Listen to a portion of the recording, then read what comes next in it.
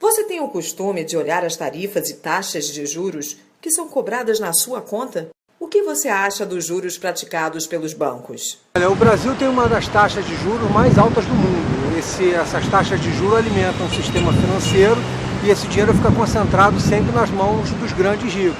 Ele não é redistribuído, ele não volta em serviço para o povo. Então eu acho extremamente abusivo e todos os governos que têm passado desde a redemocratização, nenhum deles mexeu nessa ferida. É bastante abusivo, sendo que quando a gente bota o dinheiro na poupança, ele não rende o que geraria num empréstimo. As taxas de juros que os bancos cobram da população em geral, elas são absurdamente abusivas. E os bancos, os cartões de crédito, cobram o que querem. Eu, como aposentado, todo dia estou recebendo carta de banco, carta de cartão de crédito e me oferecendo fortuna, 20 mil, 30 mil, porque eu ganho mixaria, pô. Você imagina um aposentado do INSS recebendo carta desses bancos e desses cartões de crédito. Isso aí tudo é uma agiotagem legalizada. A nossa Constituição Federal de 1988, ela é considerada a Constituição cidadã.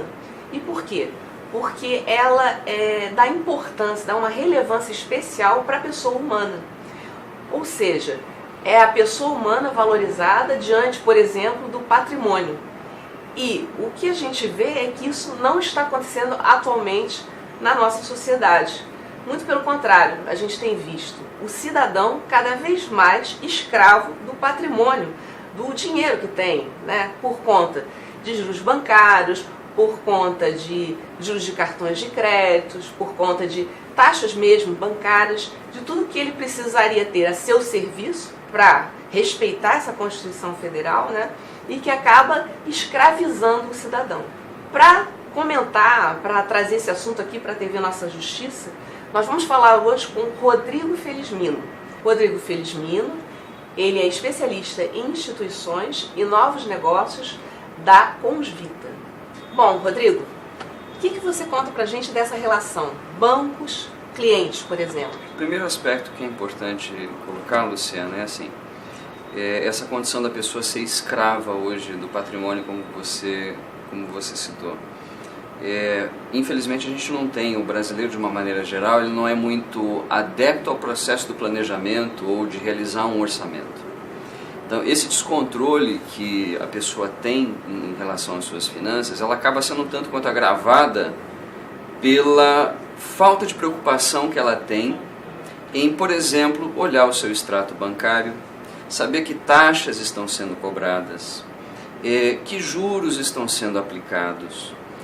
Quando você cita, por exemplo, né, nós vemos diariamente notícias de que a economia não está indo bem, mas ao mesmo tempo os bancos batem recorde atrás de recorde. Parece um contrassenso. Sim. Enquanto a economia produtiva, aquela que gera valor, aquela que agrega valor para a sociedade, não está bem, os bancos ganham mais. E por que isso?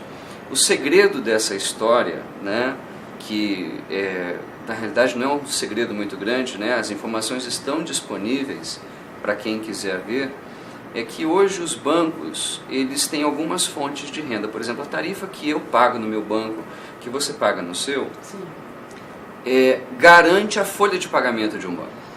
Se nós pegarmos, por exemplo, um dos grandes bancos do Brasil, que estão aí à vista a todo momento, só com as tarifas bancárias, no ano de 2013 foram quase 15 bilhões de reais. Nossa. Se você soma, né, a esse valor, que já é muito expressivo, todas aquelas taxas de juros, por exemplo, o brasileiro que infelizmente cai, né, no cartão de crédito, que entra naquela bola de neve de pagar só a fatura mínima, não liquidar essa fatura, nós sabemos que a taxa de juros que é cobrada dele vai variar de 7% a 11% ao mês. Se nós colocarmos isso em termos anuais, nós estamos falando acima de 200% ao ano. Isso porque é aquela história dos juros sobre juros, né? É os juros sobre juros. Uhum. Então, esse aspecto, né, de como o dinheiro,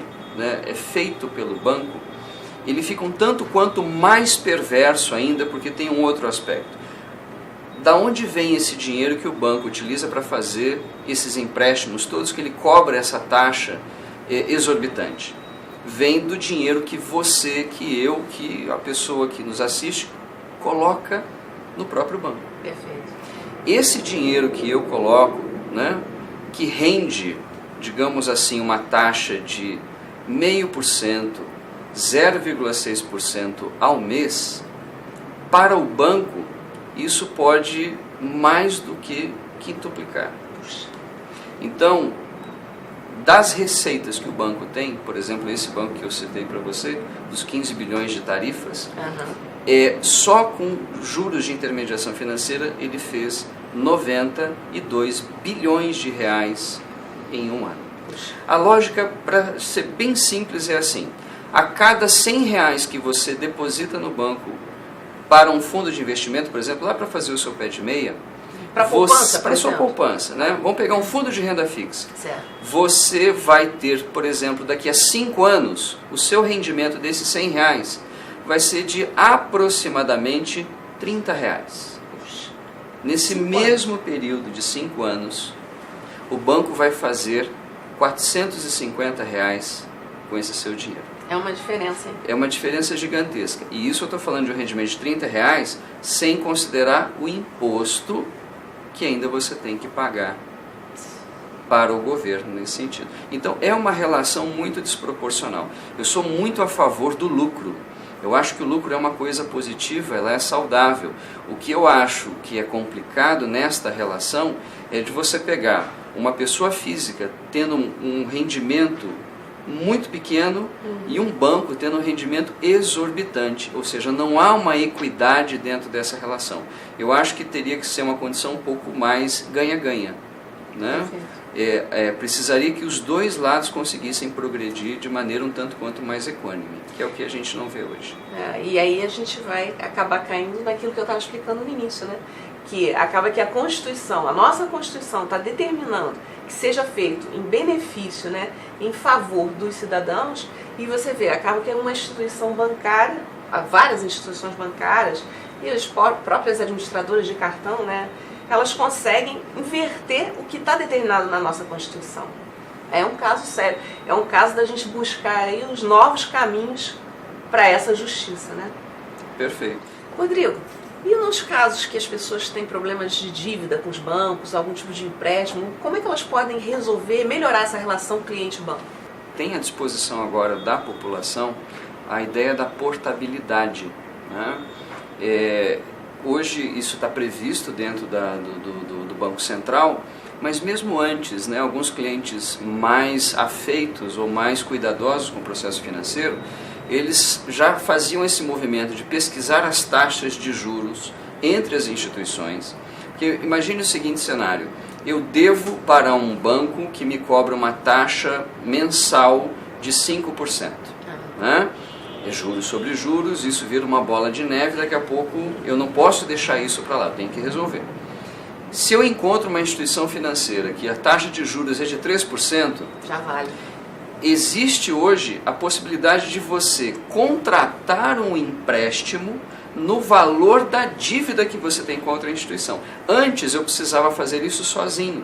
Hoje, com essa questão da portabilidade que o Banco Central instituiu, eu contrato a nova instituição financeira e ela faz a relação com o banco com a qual eu tenho a dívida hoje. Então esse é um caminho. O outro caminho é você realmente, como eu comentei, nenhum banco quer perder o cliente. Ele está disposto a sentar desde que você saiba o que você quer pedir. Né? Você tem que chegar e apresentar os seus argumentos e buscar essa negociação. Se a portabilidade deu problema, se a mediação ou a negociação não funcionou, aí o caminho que eu acho que é o menos ideal, mas é um caminho, é você realmente trazer o seu advogado e entrar com uma ação para conseguir, né, sair desse risco financeiro. É pedir ajuda mesmo. Pedir ao judiciário, né? Pedir ajuda ao judiciário mesmo. É isso aí, Rodrigo. A gente agradece muito a sua participação aqui no programa e vamos buscar novos caminhos.